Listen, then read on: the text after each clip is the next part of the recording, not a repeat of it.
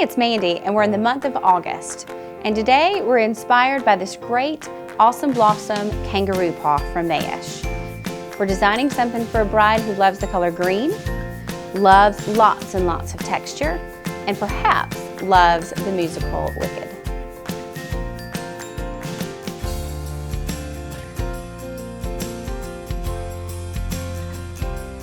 Today we're talking all about color and texture.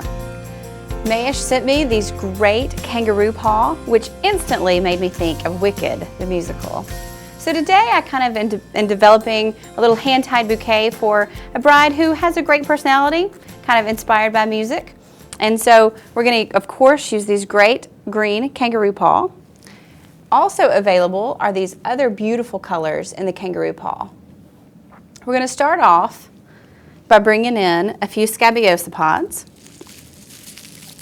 We're simply going to create a Biedermeier hand-tied, which simply means concentric circles of the same flower surrounding each other. We're going to use our scabiosa in the center. And if you've never made a hand-tied bouquet before, simply all you do is you're going to keep inserting one stem across the next, and you're going to be able to twist your bouquet as well, which is going to add in and give you that spiraling stem. So we're going to layer in all this wonderful texture in the center of our bouquet. These are also great for boutonnieres. They're very long lasting and brides love them, especially for a guy who wants a little more masculine flower for his boutonniere. So we're going to keep creating a nice focal point for the center. And I've layered a few on top of each other, so you can see a little bit of depth when you look down straight into the middle of the bouquet, because after all, that's what the bride is going to be able to look at when she's walking down the aisle. So now that we've got the scabiosa pods in place, next we're going to use this great green celosia, very reminiscent of coral, like under the sea, but I love the color. The color is really going to bring out the tips in our kangaroo paw when we add them in the final stages, which I'm just simply going to go around. I keep twisting as I'm designing the arrangement.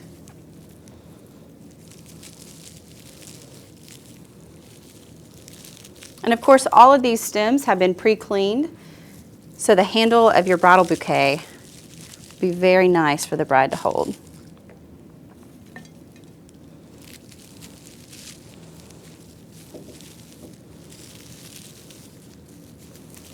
Now that we've got most of our celosia in place surrounding the scabiosa pods, next we're going to bring in these poppy pods.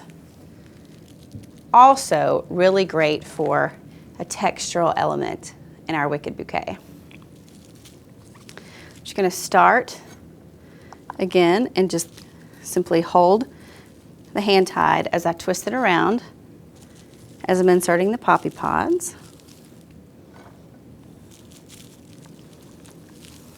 And you don't have to have a death grip on this either. You can let your hand be a little bit loose.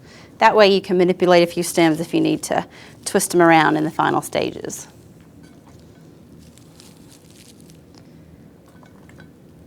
Once again, you can kind of see our Biedermeier style taking shape.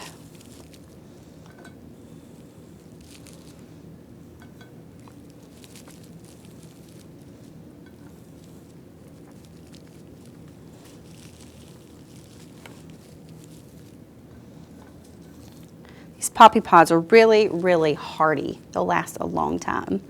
So it's a great thing to keep in your cooler, to keep on hand.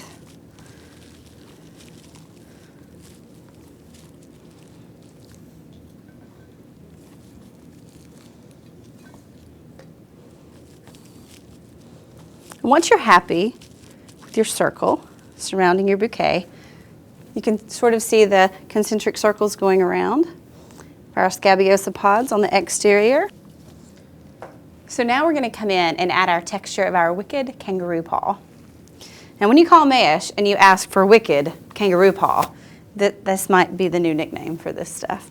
So I'm sure they'll know what you're talking about after this video. But it was very inspiring when I got in the different colors of the kangaroo paw. I wanted to create this interesting texture. And after all, not all of our brides love ivory and blush colored flowers.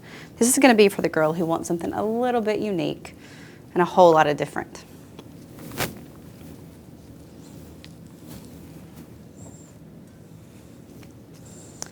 You can see that our shape has taken place.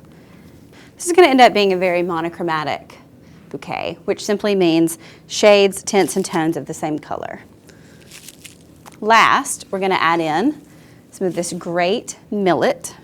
And I'm just simply going to add it in for a little bit of flounce. So when the bride walks down the aisle, she has a little bit of movement as she goes along.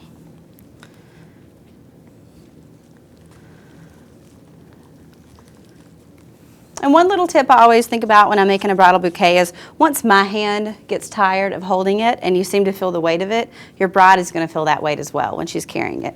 So you kind of, at that point, know that less is more and you're getting close to your stopping point.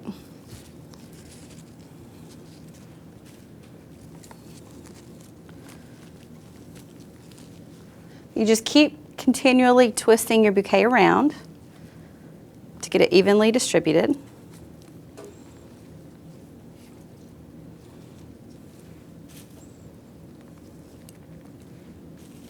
Depending on how thick you want your collar of millet to be, you can always make 3 insertions at one time instead of just 1.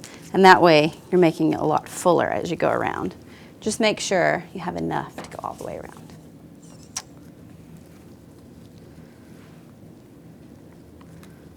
Now that we put our final millet in place, we've got a great collar of this almost like caterpillar-like texture, which that's what I said in the beginning. It's all about the texture and the color of this hand-tied bouquet. We're going to wrap it off with a new product from Oasis. It's called Bind-IT tape, and it's simply like regular floral tape, but it's a different texture, but it sticks to itself. So it's one of my favorite new products on the market. So you simply just keep going around and get it tight. And you see that we have the spiral of the stems. That's how you know you've properly made a hand-tied bouquet. We're going to clip all of our ends to the same length.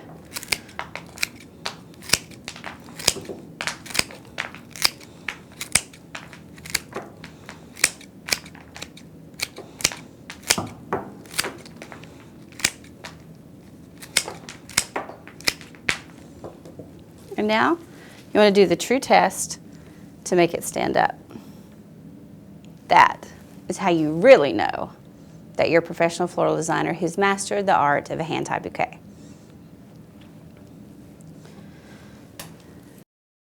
And for the finishing touch for our Wicked Bride, we're going to add in a little bit of black and white ribbon to cover up our mechanics. Now, one thing is you want to find the front of your bouquet, because even though you evenly placed everything, there's always a prettier side that photographer should capture. So you're simply going to go the opposite side of the front and wrap a couple of times your ribbon around. Cut it to your desired length. And I always like to fold it back under so you don't have any raveled edges where the bride is going to hold. And simply stick a pin right in to secure your ribbon.